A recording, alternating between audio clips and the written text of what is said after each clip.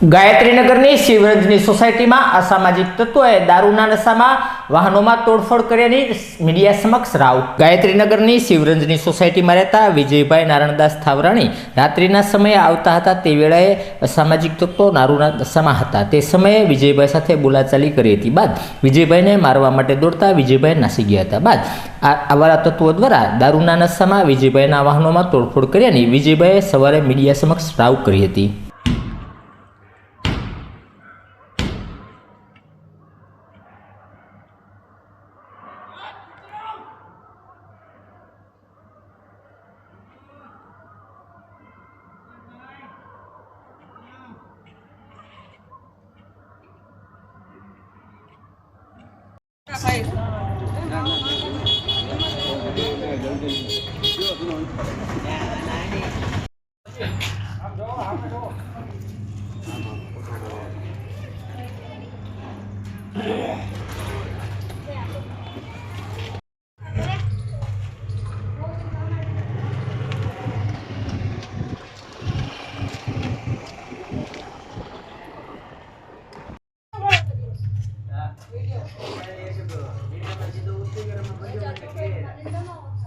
ઉપર બીજો વખત મહેતા છે. મહેતા તો લગભગ અહીંયા પાછળ જ રહીએ. જાડેજા દરબાર છે અહીંયા આપણે લાખાઓમાં રહે. ધોનીમાં મોકલાયેલું છે ડાયરેક્ટ મોકલે છે.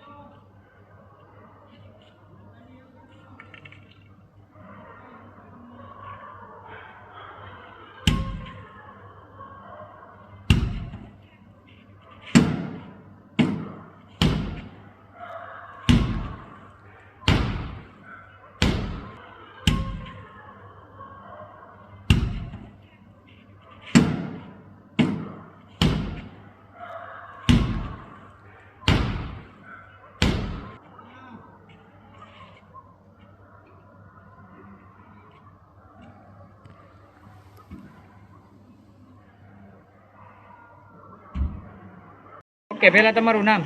મારું નામ વિજયભાઈ નારણદાસ થાવરાણી છે. આ કયો વિસ્તાર છે અને શું બનાવ બન્યો હતો? આ વિસ્તાર છે ગાયત્રીનગર ઘોઘા જગતનાકા પાસે શિવરંજની સોસાયટી.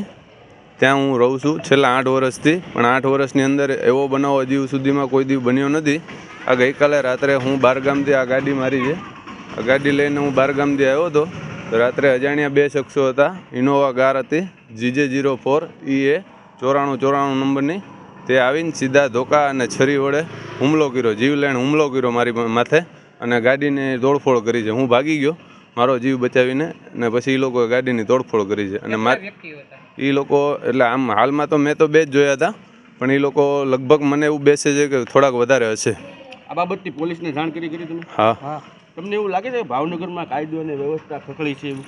ના સાચું છે, પણ પોલીસવાળાનું અત્યારે આપણને વ્યવસ્થા ગમી. રાત્રે મેં ફોન કર્યો એટલે 2 જ મિનિટમાં પોલીસની ગાડી આવી ગઈ હતી અને તે પછી 5 મિનિટમાં એ લોકોને અરેસ્ટે કરી લીધા છે. કારણ શું તમારી ઉપર હુમલો કરવાનો? કોઈ વસ્તુનું નહીં. એ લોકો પીધેલા હતા. એમના મારી પહેલાં 2-3 જણાને મારીને આવેલા હતા એ લોકો. શું હથિયારો હતા? હથિયારમાં એક ધોકો હતો અને એક છરી હતી.